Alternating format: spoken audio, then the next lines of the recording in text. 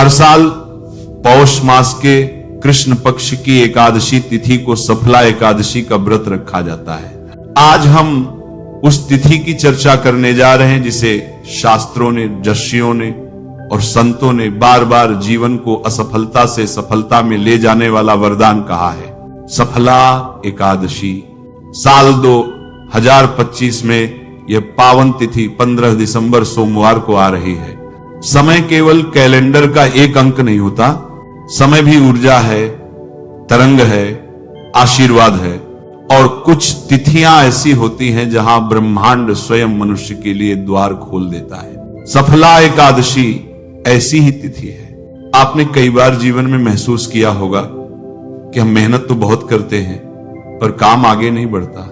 कभी बाधाएं आती हैं, कभी मन उदास पड़ता है, कभी परिस्थितियां साथ नहीं देती, मानो किसी ने अदृश्य रूप से ताला लगा दिया हो हमारे भाग्य पर। और यही कारण है कि सफला एकादशी का नाम सुनते ही संत लोग कहते हैं यह तिथि उस ताले की चाबी है जो जीवन की सफलता के द्वार खोल देती। आज का यह प्रवचन सिर्फ जानकारी देने के लिए नहीं है, यह एक अनुभूति है, एक ऊर्जा है, एक जागृति है। मैं चाहता हूं कि आप इस पूरी कथा, पूरी विधि, पूरा सत्संग अंत तक सुने। सुनते सुनते आपका मन भी उसी शांति में उतरने लगे, उसी भक्ति में भीग जाए, उसी कृपा को छू ले जिसके कारण इस एकादशी को सफलता देने वाली कहा गया है। 15 दिसंबर 2025 सोमवार का दिन, मार्गशीर्ष मास का कृष्ण पक्ष और शाम होते होते एक बहुत ही पावन ऊर्जा पृथ्वी पर उतरने लगती है। एकादशी तिथि का उदय होता है 14 दिसंबर रात 9 बीजे के 42 मिनट पर और समाप्ति होती है 15 दिसंबर रात बीजे के 22 मिनट पर। व्रत का पारण 16 दिसंबर सुबह 7 बीजे के 5 मिनट से 9 बीजे के 15 मिनट के बीच करना अत्यंत शुभ माना गया है। लेकिन ये केवल समय नहीं है, ये वह द्वार है जब भगवान विष्णु का कृपा प्रवाह सबसे अधिक खुला होता है। जमशी कहते हैं जिसने इस दिन उपवास किया, जिसने इस दिन जागरण किया, जिसने इस दिन विष्णु का ध्यान किया, उसके जीवन में रुका हुआ काम भी चल पड़ता है।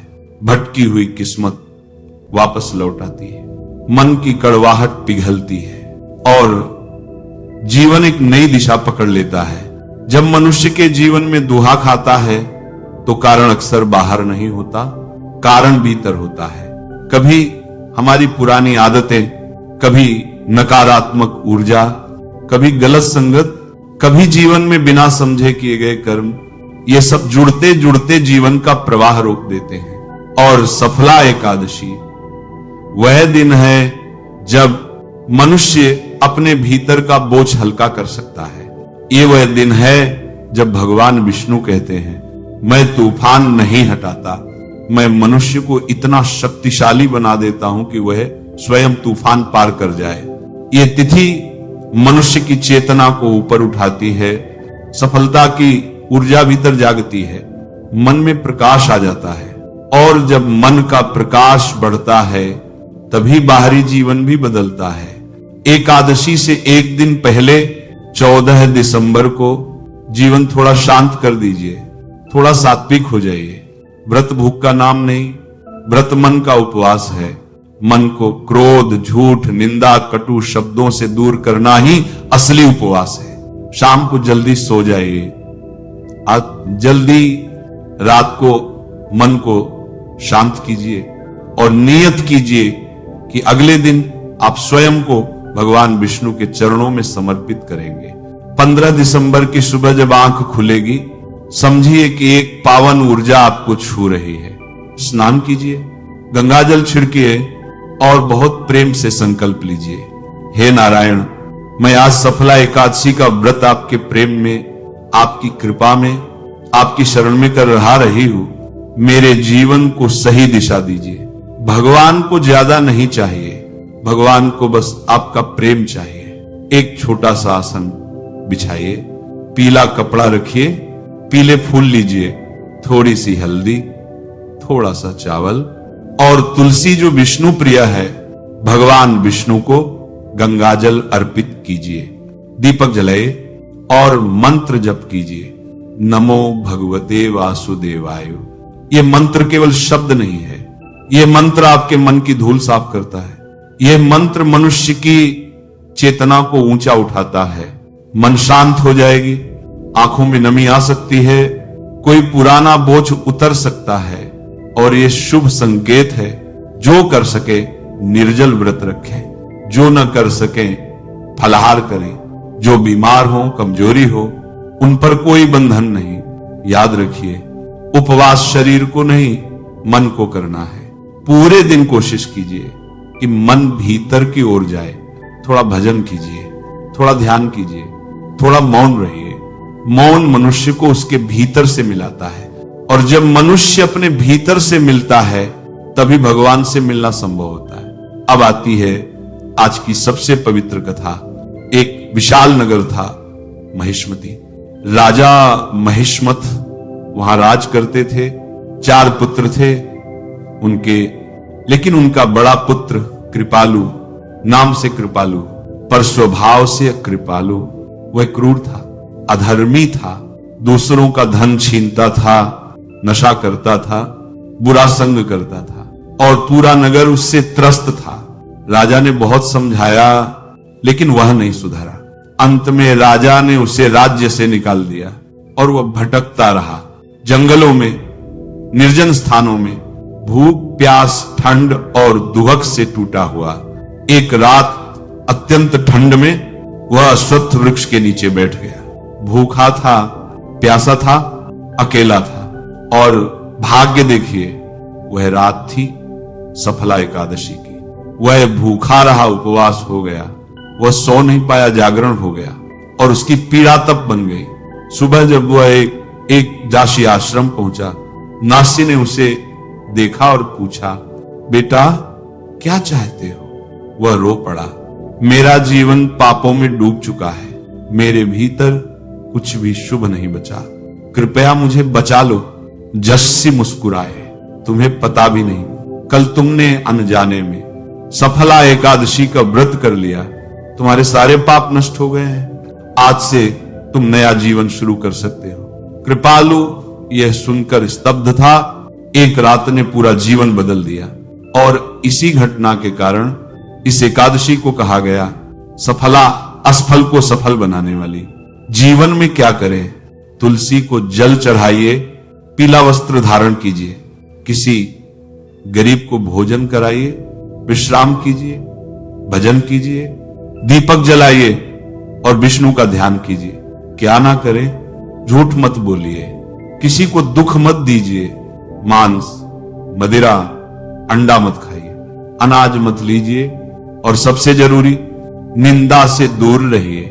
जो भी मन में इच्छा है, जो भी काम रुका हुआ है, जो भी कष्ट भीतर बैठा है, शांत होकर जप कीजिए, नमो भगवते वासुदेवाय 108 बार। इस मंत्र में इतनी शक्ति है कि मनुष्य का जीवन दिशा पकड़ लेता है। मेरे प्यारे भाइयों बहनों, सफला एकादशी केवल तिथि नहीं, ये जीवन का अवसर है। अगर आप इसे श्रद्धा से करते हैं तो सच मानिए, पाप नष्ट होंगे, मन शुद्ध होगा, भाग्य जागेगा, और जीवन में वह सफलता आएगी जिसकी आपको लंबे समय से प्रतीक्षा थी। आइए अब जानते हैं सफला एकादशी पर क्या करें और क्या नहीं करना चाहिए। सबसे पहले जानते हैं कि क्या कर सकते हैं। व्रत से एक रात पहले यानी दशमी तिथि पर सात्विक भोजन करने की परंपरा है। इससे शरीर शुद्ध रहता है और अगले दिन व्रत का संकल्प लेने में ऊर्जा मिलती है। एकादशी के दिन ब्रह्म मुहूर्त में स्नान करके भगवान विष्णु के सामने व्रत का संकल्प लें, इससे व्रत पूर्ण फल देता है। भगवान विष्णु को पीले फूल, फल, चंदन और तुलसी वाला भोग अर्पित करें। उनके सामने घी का दीपक जलाना शुभ माना गया है। इस दिन तुलसी माता की पूजा करने और नमो भगवते वासुदेवाय या हरे कृष्ण मंत्र का जाप करने से अत्यधिक पुण्य मिलता है। विष्णु जी को भोग लगाते समय तुलसी का होना जरूरी माना गया है, इसलिए भोग में तुलसी दल अवश्य शामिल करें। व्रत का पारण द्वादशी तिथि में शुभ समय पर ही किया जाना चाहिए। पारण से पहले गरीब या ब्राह्मण को भोजन कराना और दान देना अत्यंत शुभ माना गया है। पौष मास में तिल का दान विशेष फल देता है। इस दिन ब्रह्मचर्य का पालन करने से व्रत का पुण्य कई गुना बढ़ जाता है। सफला एकादशी पर क्या नहीं करें? एकादशी पर चावल खाना वर्जित होता है। मान्यता है कि ऐसा करने से अगला जन्म कीड़े की योनि में हो सकता है। लहसुन, प्याज, मांसाहार, शराब और तामसिक, रजसी व तामसी भोजन दशमी से द्वादशी तक बिल्कुल न खाएं। इससे व्रत का पुण्य नष्ट होता है। इस दिन तुलसी के पौधे को न छुएं। एकादशी के दिन तुलसी दल तोड़ना मना है। जरूरत हो तो एक दिन पहले ही तोड़कर रख लें। यह दिन बाल कटवाने, दाढ़ी बनाने या नाखून काटने के लिए शुभ नहीं माना जाता है। एकादशी का व्रत मन और वाणी की शुद्धता से जुड़ा है।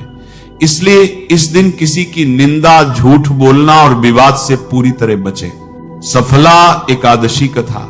महाराज युधिष्ठिर ने पूछा, हे जनार्दन, पौष कृष्ण एकादशी का क्या नाम है? उस दिन कौन से देवता का पूजन किया जाता है और उसकी क्या विधि है? कृपया मुझे बताएं। भक्त वत्सल भगवान श्री कृष्ण कहने लगे कि हे धर्मराज, मैं तुम्हारे स्नेह के कारण तुमसे कहता हूं कि एकादशी व्रत के अतिरिक्त मैं अधिक से अधिक दक्षिणा पाने वाले यज्ञ से भी प्रसन्न नहीं होता हूं। अतः इसे अत्यंत भक्ति और श्रद्धा से युक्त होकर करें। हे राजन, द्वादशी युक्त पौष कृष्ण एकादशी का महात्म्य तुम एकाग्र चित्त होकर सुनो। इस एकादशी का नाम सफला एकादशी है। इस एकादशी के देवता श्री नारायण हैं। विधि पूर्वक इस व्रत को करना चाहिए। जिस प्रकार नागों में शेषनाग, पक्षियों में गरुड़, सब ग्रहों में चंद्रमा, यज्ञों में अश्वमेध और देवताओं में भगवान विष्णु श्रेष्ठ हैं, उसी तरह सब व्रतों में एकादशी का व्रत श्रेष्ठ है। जो मनुष्य सदैव एकादशी का व्रत करते हैं वे मुझे परम प्रिय हैं।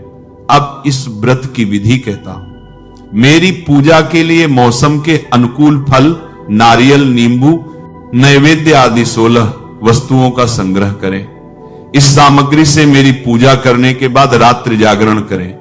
इस एकादशी के व्रत के समान यज्ञ, तीर्थ, दान, तप तथा और कोई दूसरा व्रत नहीं है। 5000 वर्ष तप करने से जो फल मिलता है उससे भी अधिक सफला एकादशी का व्रत करने से मिलता है। हे राजन, अब आप इस एकादशी की कथा सुनिए। चंपावती नगरी में महिष्मान नाम का एक राजा राज्य करता था। उसके 4 पुत्र थे। उन सब में लुम्पक नाम वाला बड़ा राजपुत्र महापापी था।